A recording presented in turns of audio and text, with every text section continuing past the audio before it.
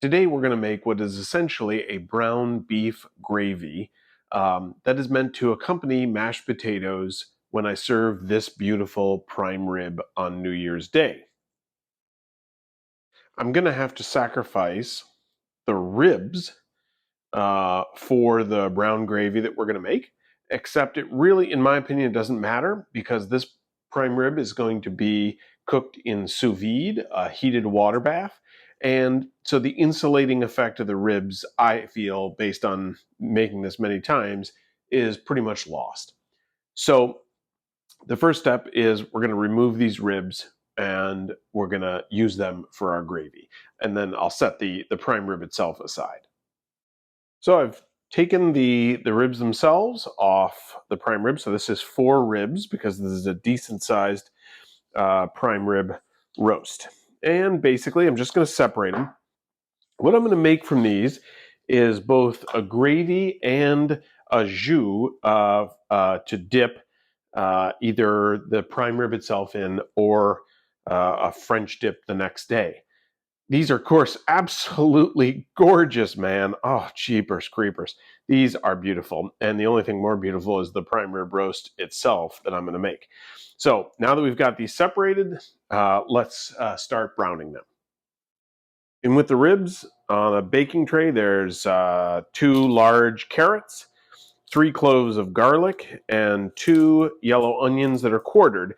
It's important to leave the skins on the garlic and the onions because this creates a lot better color in the final result. So what I'm going to do is I'm just going to give it a little bit of oil here, and then I'm basically just going to toss it. Oh, and there's no seasoning at this point, by the way.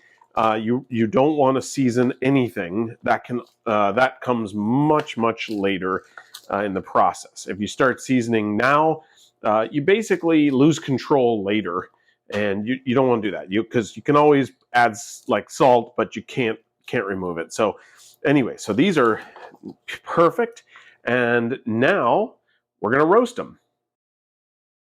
So these go in a 450 degree oven for 45 minutes to an hour, probably more like an hour. You want some really nice color there. The next step here is pretty easy. So we've got these gorgeous ribs that we've browned in the oven. I really recommend that you take a little piece off the rib, like I have right here, salt it, eat it, because you'll just die. By the way, this is not a rib. This is a cutting off. After I left you, I was trimming the prime rib, and there was a few trimmings that could go in this, so I put them in. So basically, we're just going to transfer everything over. And when I'm done with this, we're going to pour off some fat and we're going to save it because it's pretty critical for what we're about to do. So I'm going to take a plate, put it here. I'll put this little thing, and basically all I'm going to do now is save this glorious beef fat. Oh my God. And the reason I'm going to save it is because we're going to use it when we make this. The roux for the gravy. It's going to be made from this fat. So that's all we need to do. We'll just set that aside. And then we're going to add some liquid to this pot. Let me just explain. I like a ratio of 2/3 beef stock to 1/3 chicken stock. So both of these are homemade. Here's the chicken stock going in. And what we're going to do is we're just going to bring this up to a simmer, and we're actually just going to let it simmer until really the beef has no flavor left in it, which is pretty depressing when you taste it, to eat some beef and it has no flavor. But that is really the best way because it means you've extracted everything. So I'm going to bring this up to a simmer, and I'm going to let it go for probably at least an hour. So our next step is we've been simmering this for about an hour. It's gorgeous. The smells are incredible.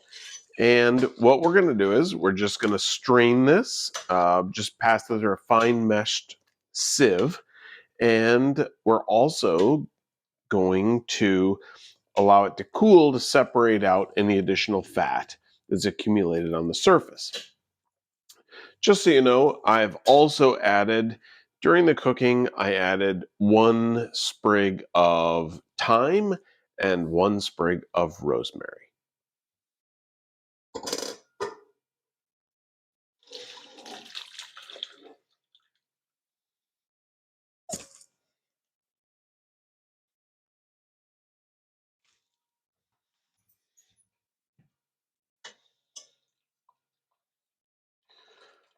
So all I'm doing is just making sure all of the liquid goes through the sieve.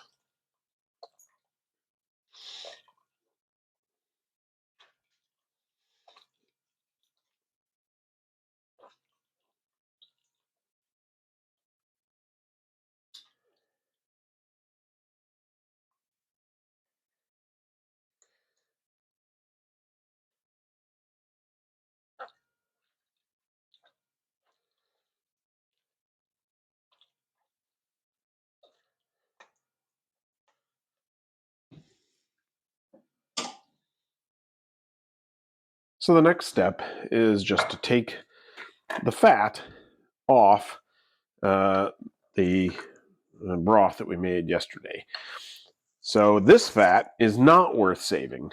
I think it contains all the kind of junk, impurities and stuff. It's nothing like the very clear fat that we produced from roasting the bones.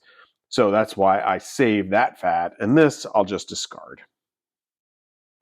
But what's underneath, of course, is a fantastic jello, meat jello, basically. And I can tell you, this is just going to be unbelievably good. So the final major step we do is just to combine a roux and the gelatin broth that we made.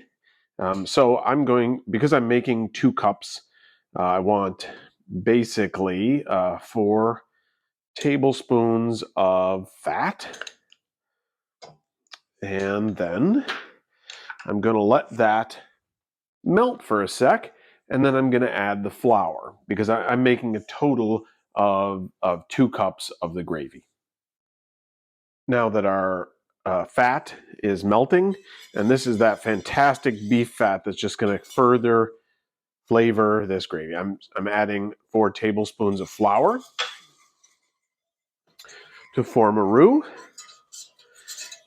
And although you'll see that looks very pale as we start, I'm going to cook that flour for a minute over medium heat.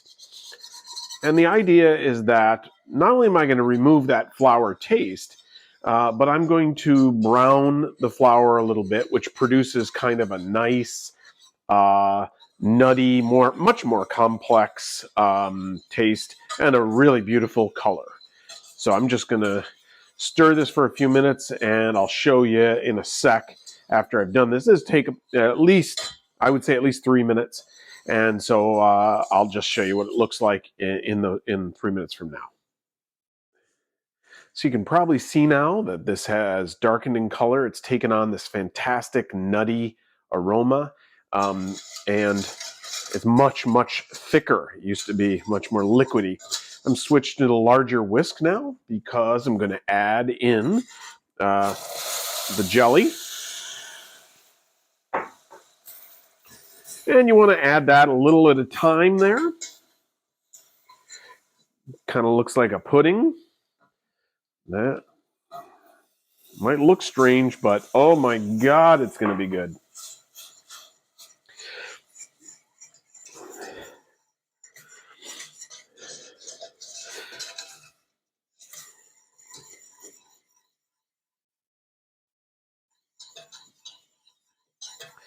And I'm just making sure that everything is mixed in real good. You can see the color is just beautiful.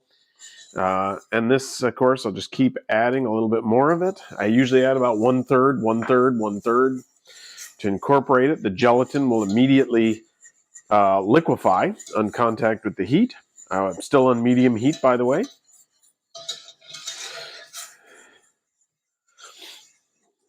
Now remember, it'll look a little thin, but that's because we haven't brought it up to a simmer yet, because we're adding this gelatin, which is very cold, and that really reduces the temperature. Of course, flour roux have to come up to a simmer, and actually just to a low boil to really get the maximum thickening. And they really should be at that low boil for at least a minute. So that looks fully incorporated. You can see how beautiful and glossy and smooth that is. That's because there's just so much collagen and gelatin in that. It's going to be fantastic. So what I'm going to do is now, I won't make you watch this, but I'm going to bring it up to heat and stirring it occasionally, and then it will thicken. I'll come back to you at about that point. So here we are at a boil, and it's really thickening up really nicely. This is just a gorgeous, gorgeous gravy. So in the last couple of minutes of thickening, we want to think about seasoning. That's really our last step. If you taste it now, it'll taste really strange because it's totally without salt. It has almost no sodium in it whatsoever. It's a little bit sweet because of the carrots and onions that we use to prepare this. Not very sweet. You can really taste the background sweetness because there's no salt competing for that taste. And I really recommend you taste this without salt because you can super taste the meat at that point. There's really kind of almost nothing competing for it, and it's a really interesting taste. It's like sort of like eating a liquid prime rib, really. So at this point, we want to add some seasonings, and of course, since aside from salt, your stock should be properly seasoned beforehand, I really don't add very much here. So I'm going to add some salt. I'm going to start with a teaspoon of kosher salt, which I think will probably do it. For salt, we'll see. We'll taste it once it's dissolved.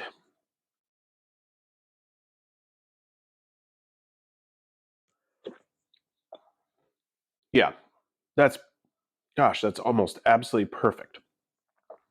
So what we've got is we've got just about the right level of saltiness. I would like to brighten it a little bit with some acid. And so I'm going to add a tiny little bit. There's lots of choices, of course, for acid. I'm going to add a little balsamic vinegar,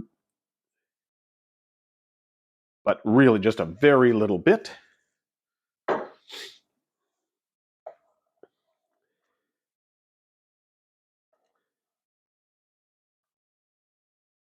And I'm going to taste it again, see what it's like.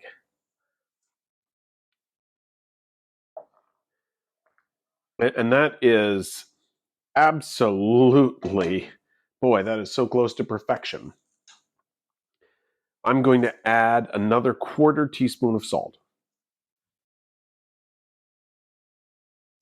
And by the way, I should just point out that's kosher salt. So by weight, it's about half the total amount as table salt. So if you're using table salt, not kosher salt, please don't add a teaspoon and 1/4 to about what amounts to about 2 1/4 cups of gravy. Otherwise, it'll be very oversalted. And that is just, I'm not going to touch it. That is just perfect. So I'm going to stop here. And what I'll do is when I'm ready to serve, I'll, of course, just put it in some kind of gravy boat. And I'll end the video probably with a shot of it served on the mashed potatoes that we're going to have. Thanks very much for watching.